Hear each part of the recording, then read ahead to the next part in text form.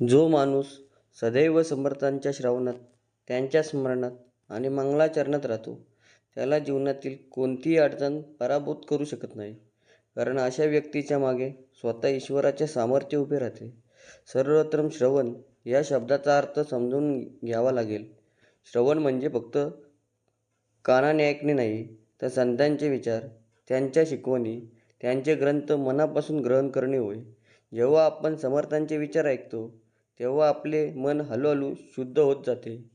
चुकीचे विचार, भीती, भ्रम कमी होतात आणि योग्य दिशेने चालण्याची प्रेरणा मिळते. त्यामुळे श्रवण ही साधनेची पहिली पायरी आहे. दुसरा भाग म्हणजे स्मरण. स्मरण म्हणजे सतत देवाचे, गुरूंचे किंवा समर्थांचे विचार मनात ठेवणे. आपले दैनंदिन जीवन किती कामे असतील तरी अंतर्मनात समर्थांचे नाव, त्यांचे विचार कायम ठेवले तर मन स्थिर राहते. संकटांच्या वेळी हे स्मरण आपल्याला धैर्य देते, कारण त्या क्षणी आपल्याला वाटते की आपण एकटे नाही, समर्थ आपल्यासोबत आहेत. तिसरा महत्त्वाचा भाग म्हणजे मंगलाचरण. म्हणजे आपले वर्तमान शुद्ध, चांगले आणि धर्मनिष्ठ असणे.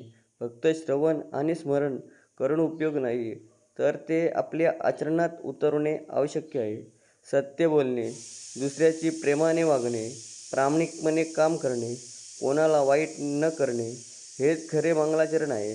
जेव्हा आपल्या कृती शुद्ध असतात, तेव्हा ईश्वराची कृपा आपोआप आपल्यावर होते. समर्थ पुढे म्हणतात की जो या 3 गोष्टींमध्ये स्थिर राहतो, त्याला तो मालक म्हणजे परमेश्वर कुठल्याही प्रसंगातून सामर्थ्याने बाहेर काढतो. याचा अर्थ असा नाही की जीवनात संकटे येणार नाही. संकटे येतात, पण त्यातून बाहेर पडण्याची ताकद आणि योग्य मार्ग ईश्वर देतो. अनेक वेळा आपण पाहतो की काही लोक मोठ्या अडचणीतून शांतपणे आणि धैर्याने बाहेर येतात. त्यामागे त्यांच्या अंतर्मनातील श्रद्धा आणि साधना असते. ही ओवी मुख्य संदेश असा आहे की जीवनात स्थैर्य, शांती आणि यश मिळवायचे असेल तर समर्थांच्या मार्गावर चालणे आवश्यक आहे. फक्त बाह्य पूजापाठ उपयोगी नाही, तर मन, वाणी, कृती यांमध्ये सातत्याने शुद्धता ठेवली पाहिजे. जेव्हा हे 3 एकत्र येतात, तेव्हा मनुष्याच्या जीवनात एक अद्भुत शक्ती निर्माण होते. शेवटी समर्थ आपल्याला शिकवण देतात.